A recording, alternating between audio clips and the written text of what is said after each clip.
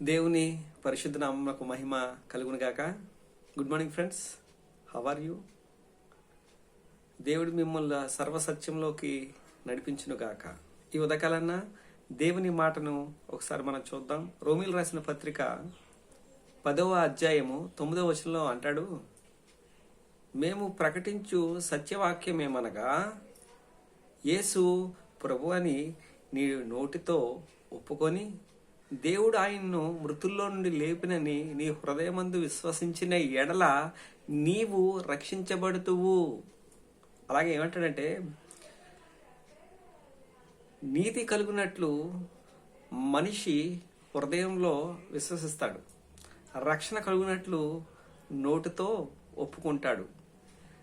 ఏమంటే యేసుక్రీస్తు ఎందుకు ఈ లోకానికి వచ్చాడు, ఎందుకు తన ప్రాణాన్ని పెట్టాడు? ఒకటేనండి కారణం. ఆయన నా పాపాల నిమిత్తం మరణించడానికి గల కారణం ఏంటి అంటే, నిన్ను ప్రాణంగా ప్రేమించాడు.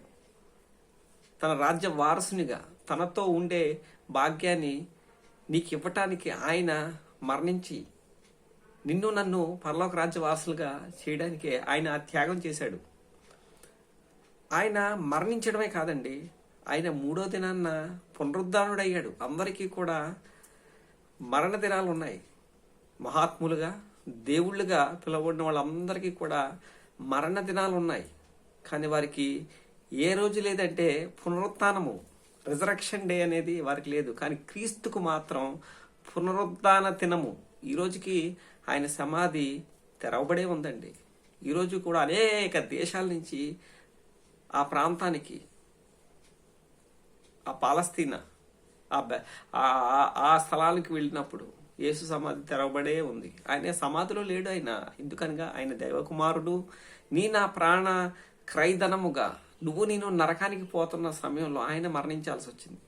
నిన్ను నన్ను ప్రేమించి మనం ఇంకా పాపులుగా ఉండగానే క్రీస్తు యుక్తకాలంన నీ గురించి నా గురించి చనిపోయాడండి. ఏమండి, ఎవరైతే హృదయంలో నోటితో ఒప్పుకుంటారని యేసు ప్రభు అని, ఆయన ఏదో ఒక జాతికో లేదా ఒక మతానికో ఒక ఖండానికో లేదా ఒక ఊరికో ఒక ప్రాంతానికో పరిమితమైపోయి, లేకపోతే ఒక మనిషిగానో ఒక అవతార పురుషుడుగానో ఒక ప్రవక్తగానో పరిమితం అయిపోలేదండి. ఆయన ప్రభువు, ఆయన రాజు, సర్వానికి రాజు, ఆది సంభూతుడు అని ఎవరైతే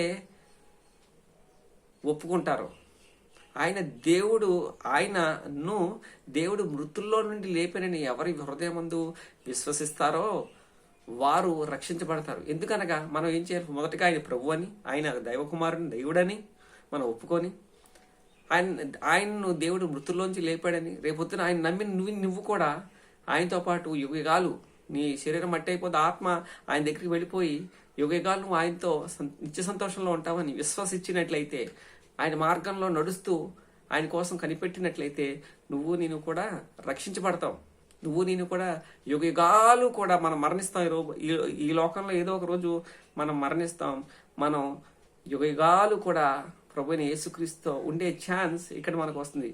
ఎలా అంటే, ఆ రక్షణ ఎలా వస్తుంది, ఆ ప్రివిలేజ్ ఎలా వస్తుంది అంటే, యేసుని ప్రభు అని ఒప్పుకొని దేవుడు ఆయన మృతుల్లో నుండి లేపాడని నువ్వు విశ్వసించి ఆయన మార్గంలో ఈ భూమి మీద బ్రతికినంతకాలం నడిచి ఆయన దేవునిగా అంగీకరించి ఆయనతో అంటుకట్టుకొని జీవించే జీవితం నీకు కలిగి ఉంటే ఈ భూమి మీద నీకు సమాధానం, మరణిస్తే పరలోక రాజ్యం దేవుడు ఇస్తా అంటున్నాడు. ఇదేదో మత ప్రచారం కాదండి.